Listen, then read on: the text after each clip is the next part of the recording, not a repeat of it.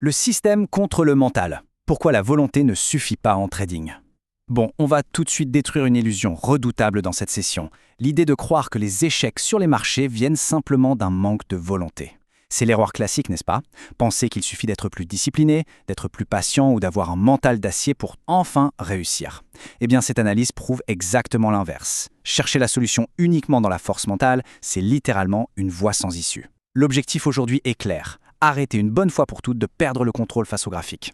Le mythe du mental fort. C'est un piège destructeur. Essayez de devenir rentable en se forçant simplement à être plus calme ou plus résistant, sans aucune structure concrète derrière, c'est la faillite garantie. Soyons clairs, le cerveau humain n'est absolument pas conçu pour encaisser la pression financière brute. C'est physiologique. Sans un filet de sécurité externe, l'esprit cède inévitablement sous le stress, sous la volatilité et sous l'incertitude constante. Le mental a des limites très strictes et toute la bonne volonté du monde ne pourra jamais les repousser. Regardons ce contraste flagrant.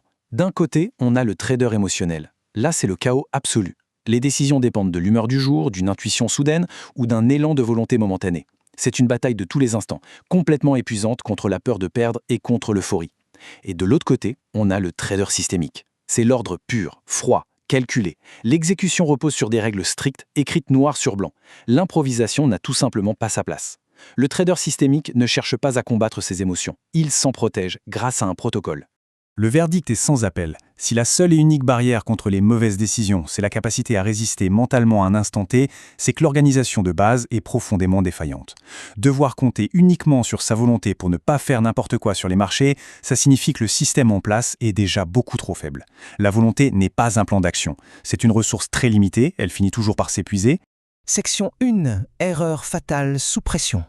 Quand le mental craque. Et quand le mental craque, on tombe dans ces 3 pièges émotionnels inévitables. Premièrement, le FOMO, cette peur viscérale de rater une opportunité en voyant le marché s'envoler sans nous.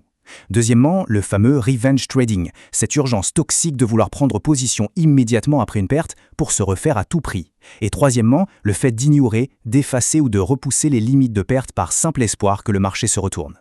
La théorie ne pèse absolument rien face à ces pulsions. On peut avoir d'excellentes connaissances techniques, ces comportements destructeurs balayeront tout sur leur passage, à moins qu'un système ne vienne les bloquer physiquement. Section 2. Le système comme bouclier. Remplacer l'émotion par le protocole. C'est là que tout bascule. Le système, c'est ce qui protège le trader quand sa psychologie commence à faiblir. Il faut bien comprendre qu'un protocole rigide n'a pas pour but de remplacer le mental, pas du tout. Son rôle, c'est de le soutenir quand la fatigue s'installe inévitablement. C'est un garde-fou absolu. L'objectif principal est d'empêcher toute prise de décision critique en plein milieu d'une tempête émotionnelle. En gros, le système prend le relais de force quand l'esprit n'est tout simplement plus capable de raisonner avec clarté. Section 3. Bâtir son cadre de trading. 3 étapes concrètes. Il ne faut laisser aucune place au hasard. Aucune. Étape 1. Définir les entrées exactes. L'achat ne se déclenche que si les critères extrêmement spécifiques sont réunis. C'est mécanique. Étape 2. Fixer les sorties strictes. Les niveaux de prise de bénéfice et de perte maximale doivent être décidés avant même d'avoir fait le premier clic.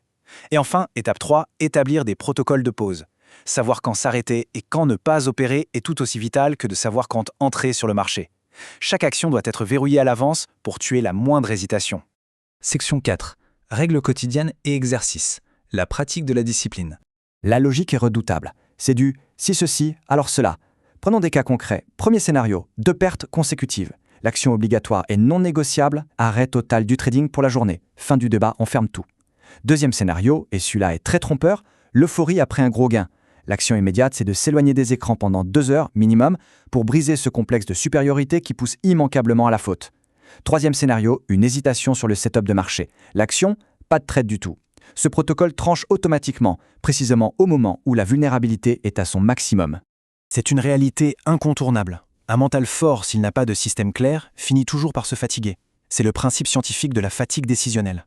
Lutter toute la journée contre l'envie de cliquer, calculer sans cesse les risques mentalement et réprimer la frustration, ça draine un capital psychologique massif. C'est épuisant. Le seul et unique moyen de préserver cette énergie sur la durée, c'est de sous-traiter toutes ces décisions difficiles à un cadre de travail rigide. La discipline ne doit jamais, au grand jamais, dépendre de l'humeur du matin. Elle doit être enfermée, verrouillée dans un cadre.